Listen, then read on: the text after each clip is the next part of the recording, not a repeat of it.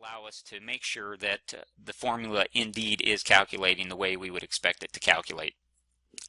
Here is a picture of the dependency inspector up here, and generally right in the middle is the target cell. That's the cell that we're evaluating, that we want to make sure its result is correct. They call that the target cell.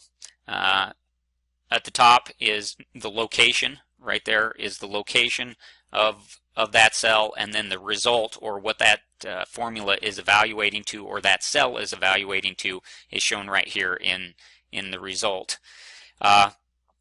What the formula is dependent upon is over here on the left, and what is dependent upon the target cell is over here on the right.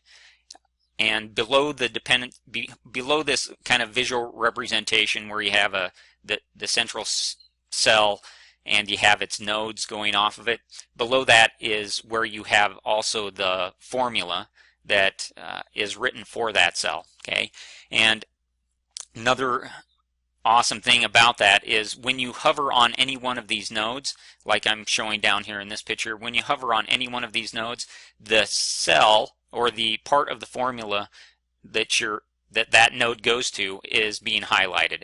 And furthermore, when you go in and you hover upon that part of the formula, you can see a tooltip which will show the value of how that part of the formula is evaluating.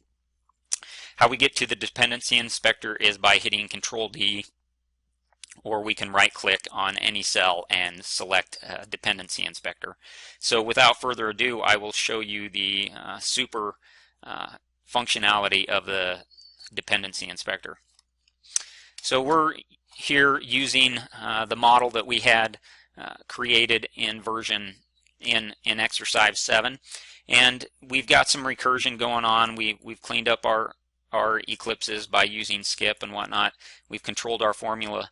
Now again, we just want to make sure that really this is calculating the way we think it should be calculating. Okay, and so let's look at forks for 2016. Okay, the formula for forks of 2016 is to take this previous cell value, or to take the previous quarter, which would be Q3, and multiply it by this 15%, or by this 15% growth rate for 2016.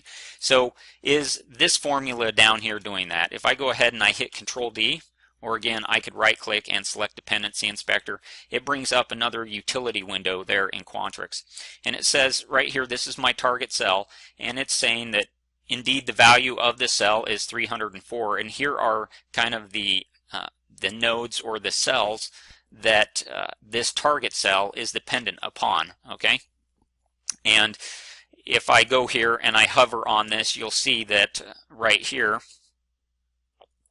is being highlighted as I hover here. If I hover here, let me go back. As I hover here, this section of the formula is being highlighted. So that allows me to see the various nodes and how they correspond to my formula. Okay. Also with this, it says, well, this is the location of this node right here, its name, and here is the value of that node, which is 265, which is what we would see here, which is 2016 Q3 forks gross sales. Excellent. And not only can we see the value here, but if we go ahead and we hover here within the dependency inspector on the various elements of the formula, we can see in my tooltip there that this part of the formula is evaluating to 265. If I go over here and highlight on this, hover on this is evaluating to 15%, and that's corresponding to this value here, as well as to the value found in the cell. And also I can hover on the operators, and when I do that, I can see what I'm evaluating to there in the tooltip. So I can do that on the plus here as well as on the multiply, and it evaluates. So this is a very easy way to make sure that indeed the formulas that you have highlighted are working the way you would expect them to work. So I can navigate down the chain of dependencies. So this formula, or this target cell, has these dependencies, right? And if I go ahead and click on it, Well, that cell now has some dependencies, so I can just continue to navigate down through that by clicking on it, and you can see that as I click on it, indeed it does bring up the active, it does highlight the formula in the matrix where my new target cell is. And if the matrix that this target, if the matrix of this node was closed or not visible up here in the main window, if I were to go ahead and double click on that, it indeed would reveal itself and pop up and be the active window. So it's a great way to debug your formulas in Quantrix. Also,